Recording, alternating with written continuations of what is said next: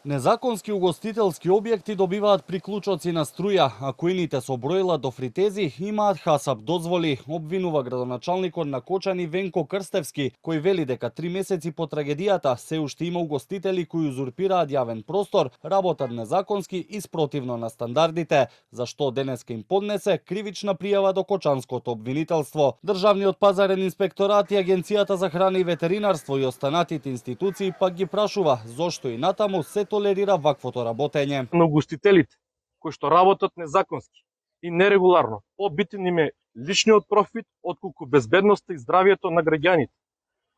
Загрозени се жителите на тоа подрачје, меѓутоа загрозени се и посетителите на нивните објекти.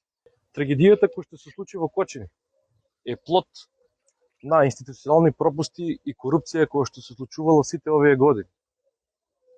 Жал ми е што многу угостители се уште не се освестуваат, меѓутоа жал ми е што и многу институции се уште не постапуваат соодветно со нивните надлежности. Во меѓувреме, опозицијската СДСМ продолжи со пресконференциите на кои обвинува за селективност во истрагата за трагедијата. Тие тврдат дека началникот на СВР Штип Дејан Салтировски не бил опфатен со истрагата, односно како што велат, власта го штити началникот бидејќи фирмата на неговата сопруга Салтировски консалтинг, а и лично таа, биле донатори за кампањите на ВМРО ДПМНЕ. Дали ова компанија водела фиктивно сметководство за компаниите Класик Доел и МММ Доел, кои управувале со дискотеката Пулс на Газда Деко? Дали со транчи од Деко на Салтировски консалтинг Доел од Делчево се исплаќал договорениот паушал за полициска заштита на Пулс?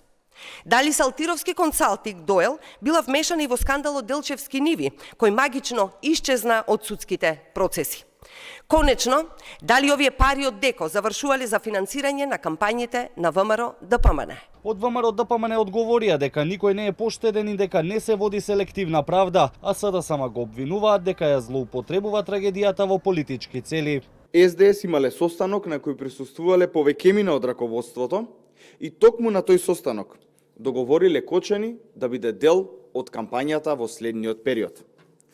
Ова е одлучено и покрај обидите на неколкумина да укажат дека ова не е совесно, ниту пак честно и морално, да се тера кампања за оваа трагедија, во која има починати 62 лица.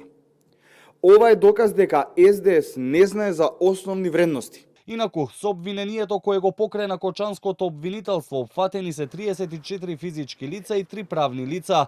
Втората истрага пак ја води обвинителството за гонење на организиран криминал и корупција и во неа досега се опфатени речиси 30 поранешни и сегашни полициски функционери и службеници, но таа се уште трае, а рокот за поднесување на обвинение е до октомври.